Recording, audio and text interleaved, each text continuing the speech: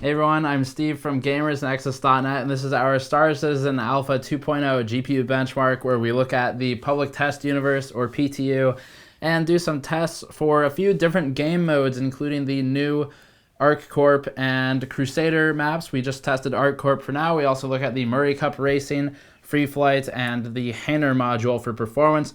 And we'll look at all those in terms of delta scaling and then absolute FPS metrics as we roll through the content here. So previously we've looked at the original Arena Commander dogfighting module, we've looked at the Hainer module, and now we're back as the game has developed quite a bit more since our last look at the game. We've expanded our test methodology to be much more comprehensive as well and try and really look at all different parts of the game because there is a very wide range of one, gameplay type, and two, FPS, performance, depending on which game mode you select. So we look at a lot of those. It's unrealistic to look at all of them on all of our cards right now. It's not going to happen because it's a lot of reasons that I'll explain in a moment. But we got some delta scaling stuff and some GPU versus GPU testing in the standard racing part of the simulator. Alpha 2.0, for those who do not follow as closely, is the first major really launch for Star Citizen in terms of looking at what the grander open world will feel like as the game approaches its more complete stages. So part of this includes the ArcCorp and Crusader maps, which are two maps within the PTU, and those allow for some basic multiplayer interaction, including seeing other players on the map, chatting with them, and collision. That's about it in terms of the on-foot gameplay right now. And wandering around, there's some pretty cool stuff. I had one of our testers, Mike Gaglione, he works on the benchmarking with us. He was wandering around and collecting some B-roll of the ArcCorp city or station, I guess you could call it. And it's pretty neat, some of the stuff that you see. There's a lot of potential for immersion there, and it's definitely an intensive game, which makes it fun to benchmark, and that's what we're doing here today. So let's dive into this. First of all, big disclaimer, this game is not done. This is Alpha 2.0. You did not miss the 1.0 launch of Star Citizen proper. This is not the second version of the game. It's still an alpha, and because of that, that means there is effectively a guarantee that everything's changing. This is not just some pre-release week before launch test. This is, if you're watching this video in the future when the game has come out, just ignore it, move on to our more recent benchmark, because I can guarantee you these numbers will change. But the major things here, drivers, the GPU manufacturers obviously haven't made drivers to support Star Citizen yet because it's not a complete game. So there's no manufacturer side driver support to a large scale. And then on the Star Citizen side, there's very little optimization at this time, including some limited LOD scaling.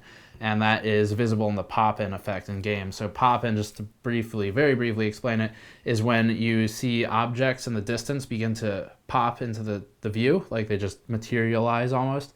And in Star Citizen, that's really, it's not great right now, and that is for, I would imagine, performance reasons, because you see a lot of stuff like fences and signposts and things like that popping in maybe 30, 40 meters away, where in most games it can be a bit farther than that. So that is definitely a concern in terms of the benchmarking with performance. You will see numbers change as the developers change, the pop-in distance change, the LOD scaling, create more assets, finalize their art assets. So all of that disclaimer stuff out of the way. If you are trying to play Alpha 2.0, this is what you will be looking at for your performance metrics.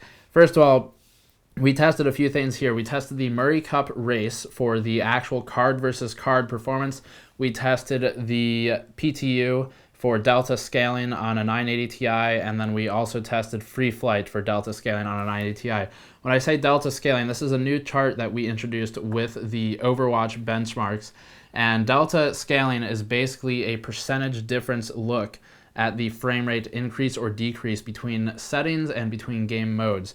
So for Star Citizen, we say we're not going to test all of the cards on the PTU, in the race, in Free Flight. It's far too much work. It's just not feasible to test all 4 different existing game modes right now on 10, 12 configurations. That's a lot of testing to do for a game that's not done yet. So we do the big test on the race, and then the delta scale takes a 980 Ti as a sort of cross section and says, what is the percentage performance gain or loss in game mode X versus game mode Y? Those would be things like Free Flight and Hainer. And then we also look at what is the percentage gain versus loss at very high, high, medium, and low settings. Those are the 4 presets available right now. There is no fine tuning available without going into ionize or something like that. And we're not going to talk about ionize at all here because it exits the scope of the article, which is to benchmark the game as it exists right now. So in free flight, space is largely empty, and if you're exploring that empty space, your FPS will be higher than what we're showing here, because we aim to create a worst case scenario in these benchmarks. That's for a few reasons I've discussed many times before, not the least of which is reproducibility. It's very important to be able to reproduce these tests and their results with great consistency, and eliminating things like variance introduced by just being way too high of an FPS because it's empty space, or eliminating variance from other players, i.e. PTU testing on all cards. It's very important for us to do that. So we do the free flight test by flying towards some objects in space, including sort of a space station capsule type thing and an asteroid. And then for the racing test, we wait until exiting the sort of hangar area, because that tanks your FPS hardcore when you're in that area. So we exit that, we do a 30-second run of the race, take one corner, and then for the PTU testing, I had Mike figure out a course to test for that presents sort of a mid-range FPS, where on the higher end cards we were seeing 50s to 60s in terms of frame rate. And in some parts of the PTU, you'll see up to 70, even 100 FPS. Some parts you'll see as low as a dip of maybe 60%. So one, depends on what card you have, and 2, depends on where you're testing. All of our test courses are shown in this video and in our separate video on the channel that's 2 minutes long if you want to see those and replicate our results. So let's dive into this. First of all, we're going to talk about the Delta performance tests. If you want to see the full methodology, the other components in our bench rig, hit the link in the description below for a lot more depth, and you can find that there. We're starting with the Delta performance charts, then moving into the charts that compare multiple GPUs against one another. These first charts are used to assist in extrapolating the theoretical FPS throughput in each area of the game. The first chart shows performance scaling in the PTU, or Persistent Universe module, and that's looking specifically at the ArcCorp map on a 980 Ti at 1080p, and the bars represent percentages. A few quick notes here. The PTU right now is tough to get into in terms of the instance will fill up. There will be network drops. There's players, which can impact FPS. Load time is a massive issue, so that is why we excluded it from our all GPU testing, and instead went with something that is tried, true, and creates reproducible and easily validated results, which would be the race course later on. So that stated, we've established very high as our baseline for FPS, assuming that this is sort of the target setting, and that's why you see that at 100%. Each reduction in settings would be high, medium, low, shows an improvement in performance, and this offsets the percentage positively, showing a scaling of around 20%, going from very high to high, effectively zero scaling in the PTU, specifically between high and medium, and about a 43% performance swing from very high to low, which translates to roughly a 20% gap in medium and low. Now, this is on a 980 Ti, so on some cards, lower end cards in particular, you will see slightly different numbers here, going from the higher settings to the lower settings because of just the level of load that they're put under. But this is a basic representation of what you can expect and helps with extrapolating results from the main test. In testing, ArcCorp proved to have the least noticeable difference between high and medium and falls within margin of error. The ArcCorp benchmarking doesn't scale the same way as other game modes do right now in the PTU and in the game in general. I don't know how much of that is the Star Citizen team's graphics optimization or settings changes, or network optimization with reduction of elements or things like that for passing on the network. I'm not sure what's going on there, but medium and high in our testing look to be effectively identical on multiple cards. Actually, we did validate that result. And the rest shows a swing between 100 to 143% performance gain at low.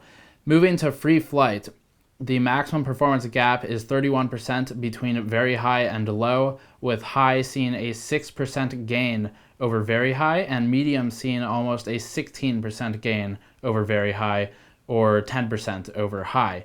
There's one more chart to look at before we move to GPU versus GPU tests, so we're still on the 980 Ti standalone for now. This one shows game mode preset scaling at 1080p and high settings. again, high, not very high, specifically as it pertains to our benchmark courses. The asteroid Hainer, which is what's in our press account right now, was the least intensive area of the game, running at 90 FPS average and with relatively consistent low performance metrics. Free flight hinges somewhat on the complexity of the cockpit, obviously, so in all of our tests, it is key to note that we flew an M50 Interceptor, I think that's an Origin ship, and our free flight testing involved a linear course in which we approached a couple of satellite objects in space, and they're a bit of a worst case scenario for the testing. So if you fly around in empty space, understandably, it's much less intensive and you're going to see a higher FPS than we saw in free flight testing when flying at more geometrically complex objects. The race course provides a more intensive look at ship gameplay by planting us in a city and offering significantly more object density and geometric complexity than in free flight. So there's a lot more polygons being drawn, there's a lot more draw calls, there's a lot more stuff, hence the density of objects, and that makes for a slightly more intensive test. It's not until we get to the ArcCorp testing that FPS falls heavily, presenting a swing of 42% between the ArcCorp map and the Hainer, with low performance metrics proving a lot looser than previously, and that's a big performance gap depending on which part of the game you're in, and is a major contributor to why Star Citizen is so difficult to benchmark. So that sort of shows what you can expect in terms of the performance scaling between each device. Let's look at card versus card for the 1080p, 1440, and 4K resolutions on all presets except for low in this case. At 1080p, very high, we were only able to exceed 60 FPS on the 980 Ti reference card. 1% and 0.1% low frame rates are extremely consistent and tightly timed with the average, something that we want to see for improved fluidity of gameplay. The GTX 980 4GB card runs 10 frames slower in the race map than the 980 Ti, planting it around 17.2% slower than that card, and play becomes noticeably choppier as we approach the 40 and lower FPS range occupied by the R9 290X and slightly exceeded by the R9 390X. AMD's new 380X can't cut it at 1080 and very high. It's not really that playable right now without doing any additional tweaking. Dropping to high settings, still at 1080p, sees mixed FPS increases with most cards landing again between 3 and 7%. The 390X now approaches 50 FPS, and the 290X still shows its poor 1% and 0.1% low performance. The performance across the board slots the same card hierarchy as the previous chart, so they are all listed in basically the same order, but we introduced the GTX 950 to this chart, falling short of any playable range at 26 FPS average. Medium is significantly more forgiving than very high, but we again see fairly linear performance across the board. Dropping to medium allows the 290X and 380X to enter general playability in worst case scenarios, but the 380X does struggle a bit. The GTX 960 also isn't particularly well suited for play right now, but can get by until a time at which optimization improves or cards are upgraded. Just don't expect precision. Now, again, these are sort of worst case scenarios for testing, except for the Hainer bit right before our test begins, where you'll see even worse performance than this. But generally, in free flight or in Hainer, it is going to be much more playable than what we're seeing here on average. The 970 sits above the 390X in all of these charts, and that's something we've seen increasingly commonly as we've tested the newest games out, including Assassin's Creed and some other games that we've tested in the game benchmark section on the website or on the channel. So the 970 just slightly outranks the 390X right now, and that's consistent across all the charts. 1440p is understandably abusive on the system, introducing 1.6 million more pixels than 1080p. Nothing is perfectly fluid at 1440 and high, and it's really not much better at medium with 1440. 4K is effectively out of question right now, with the 980 Ti falling to a laughable 23 FPS at 4K and medium, so really don't expect to play 4K right now with even the 980 Ti. So that is our benchmark for Star Citizen's Alpha 2.0, including some of the public test universe testing that we did on ArcCorp and other maps. If you want more detail on these tests, if you want to see what our CPU was and all that information, then hit the link in the description below for full information and a more in-depth article look at this.